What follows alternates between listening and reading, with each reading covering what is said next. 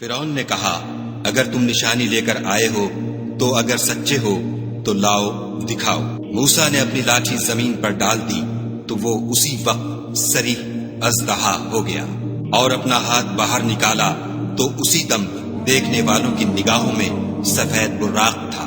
تو قوم فرعون میں جو سردار تھے وہ کہنے لگے کہ یہ بڑا علامہ جادوگر ہے، اس کا ارادہ یہ ہے کہ تم کو تمہارے ملک سے نکال دے، بھلا تمہاری کیا صلاح ہے؟ انہوں نے فرعون سے کہا کہ فی الحال موسیٰ اور اس کے بھائی کے معاملے کو موقوف رکھیے اور شہروں میں نقیب روانہ کر دیجیے کہ تمام ماہر جادوگروں کو آپ کے پاس لے آئیں۔ چنانچہ ایسا ہی کیا گیا اور جادوگر فرعون کے پاس آ پہنچے اور کہنے لگے کہ اگر ہم جیت گئے تو ہمیں صلہ عطا کیا جائے۔ فرعون نے کہا ہاں ضرور، اور اس کے علاوہ تم مقربوں میں داخل کر لیے جاؤ گے۔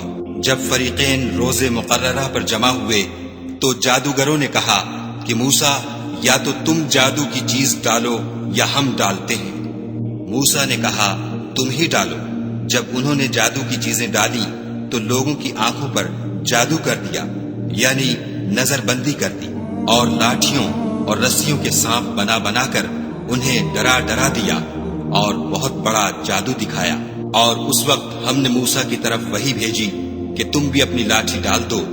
وہ فوراً سانپ بن کر جادوگروں کے بنائے ہوئے سانپوں کو ایک ایک کر کے نگل جائے گی۔ پھر تو حق ثابت ہو گیا اور جو کچھ فرعونی کرتے تھے باطل ہو گیا، اور وہ مغلوب ہو گئے اور ذلیل ہو کر رہ گئے۔ اور یہ کیفیت دیکھ کر جادوگر سجدے میں گر پڑے اور کہنے لگے کہ ہم جہان کے پروردگار پر ایمان لائے، یعنی موسیٰ اور ہارون کے پروردگار پر۔